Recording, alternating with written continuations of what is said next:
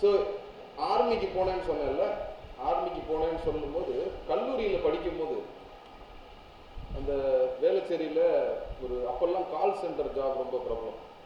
So call centre ஜாபுக்கு போயிட்டு சாயந்தரம் நேரம் ஏதாவது வேலை பார்ப்போம், கையில் காசு வரும், செலவு பண்ணுறதுக்கு படத்துக்கு போகிறதுக்கு, அந்த மாதிரி வேலைக்கு போனேன். அப்போ என்னை நிராகரிச்சிட்டாங்க அந்த இன்டர்வியூவில்.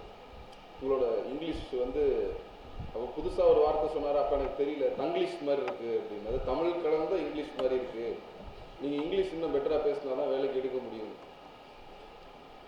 அது ரொம்ப ஆழமாக தாக்கம் ஏற்படுத்துச்சு நமக்கு. நம்ம இங்கிலீஷ் தெரியல, தமிழ் மாதிரி இங்கிலீஷ் பேசுகிறோன்னு சொல்லி குறை சொல்லிட்டாரு அப்படின்னு. இப்போ அந்த நிராகரிச்சவர் வர சொல்ல இங்கிலீஷ் பேசுவோம். உழைப்பு, அந்த இன்ஃபீரியாரிட்டி காம்ப்ளெக்ஸை அதுக்கப்புறம் படிக்கிற புக்ஸு, அதுக்கப்புறம் நீங்கள் இம்ப்ரூவ் பண்ணுற லாங்குவேஜ், அதை வச்சு அந்த இன்ஃபீரியாரிட்டி எதனால் நீங்கள் அந்த தாழ்வு மனப்பான்மை வருதோ அதை ஓவர்டேக் பண்ணிடுங்க. அன்னைக்கு எனக்கு இங்கிலீஷ் தெரியாமல் இருந்திருக்கும்,